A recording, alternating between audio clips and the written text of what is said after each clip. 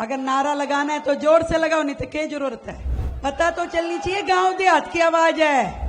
1 2 3 जगह नहीं, लगभग 50 गांव में 80 प्रोजेक्ट का आज उद्घाटन हो रहा है।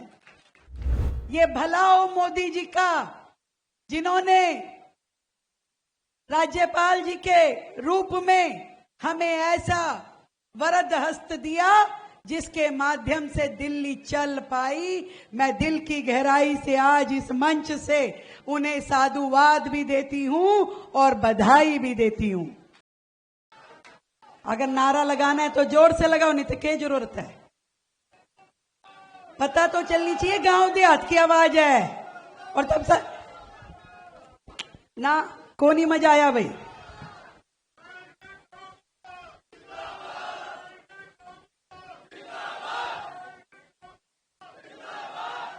धन्यवाद धन्यवाद। अंजू जी, घी की जरूरत मेरे नहीं है, इनके हो रही है अभी। यहां उपस्थित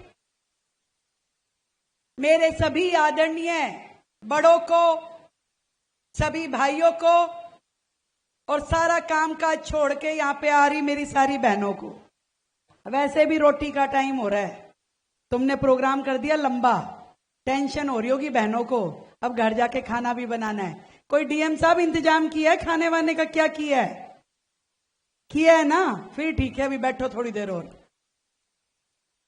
बहुत ही खुशी की बात है, एक ऐसा अवसर जब 1 2 3 जगह नहीं, लगभग 50 गांव में 80 प्रोजेक्ट का आज उद्घाटन हो रहा है।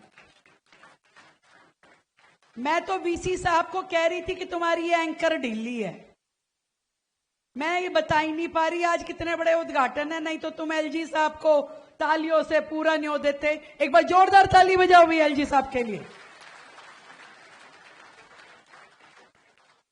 जब दिल्ली में यहां की जनता की कोई चिंता करने वाला नहीं था, तब हमारे उपराज्यपाल साहब एक ऐसी शख्सियत बनकर के आए जिन्होंने गांव गांव जाकर के वहां के लोगों की जरूरतें पूछ पूछ के, क्या चाहिए, क्या काम होना चाहिए, जैसे अभी हमारी बहन ने पूरी लिस्ट पढ़ी, उन सारे कामों को जो कि 760 करोड़ की लागत से हुए, उनको पूरा करने का काम हमारे एलजी महोदय ने डीडीए के माध्यम से कराया। कोई सोच नहीं रहा था, सरकार में जो लोग बैठे थे केवल राजनीति करते थे, बातें बनाते थे। मैं आपसे पूछती हूं, कभी मुख्यमंत्री जी आए, कभी यहां का कोई काम किया, कोई सड़क बनाई हो, कोई सामुदायिक भवन बनाया हो, कोई स्कूल बनाया हो? एक भी नहीं मिलेगा, एक भी। आज यदि उनके दिल में दर्द होता, आज यदि उनको आप लोगों की परवाह होती, तब कोई काम होता, पर उनके दिल में ऐसी कोई आस नहीं थी।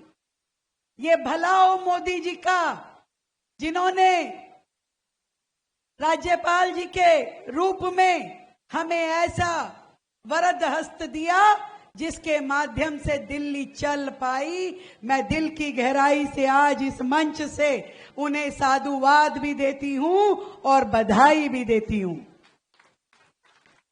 मंच पे हमारे दिल्ली सरकार के मंत्री भाई रविंदर इंदर राज जी भी हैं, हमारे यहाँ के सांसद योगेंद्र चंदोलिया जी भी हैं, और पूर्व में दिल्ली सरकार में मंत्री रहे और बहुत ही वरिष्ठ नेता राजकुमार चौहान जी भी हैं, जिनको हमने दिल्ली ग्रामीण विकास बोर्ड का चेयरमैन बनाया है। अभी बधाई दे दो।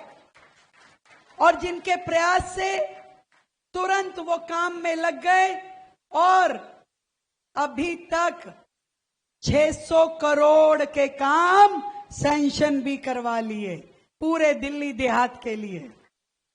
मैंने जब बजट प्रस्तुत किया तो मैंने ग्रामीण विकास के लिए 1000 करोड़ का फंड रखा इस साल, और सबको खुली छूट दी। भाई सांसद जी हो, विधायक जी हो, पार्षद जी हो, कोई आ जाओ भाई, गांव का काम बताओ और करवा के लेकर के जाओ, क्योंकि जो मशाल हमारे एलजी महोदय ने जलाई है उसको आगे तक लेकर के जाना हमारा फर्ज है। और आज का दिन वैसे भी शुभ है, जब नवरात्रे चल रहे हैं और पूरा देश आदरणीय प्रधानमंत्री नरेंद्र मोदी जी के जन्मदिन पर सेवा पखवाड़ा मना रहा है। उसी सेवा पखवाड़े के अंदर आज का ये पड़ाव, जब हम 80 प्रोजेक्ट 50 गांव उसका उद्घाटन कर रहे हैं, जो कि 760 करोड़ की लागत के काम हैं।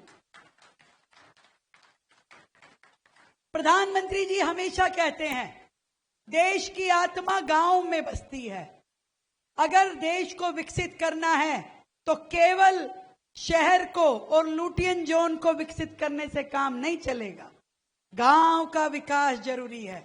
यदि गांव विकसित होता है तो पूरा देश विकसित होता है। और इसीलिए आप देखिए उनकी जितनी भी योजनाएं हैं वो सभी गांव देहात से शुरू होती है।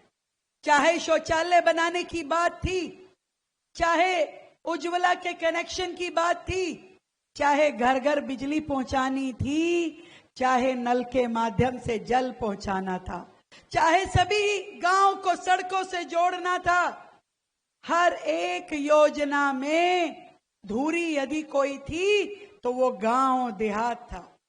आज मुझे खुशी है कि उसी गांव देहात के आशीर्वाद से बनी हुई दिल्ली की सरकार लगातार दिल्ली के विकास के लिए, गांव के विकास के लिए काम कर रही है।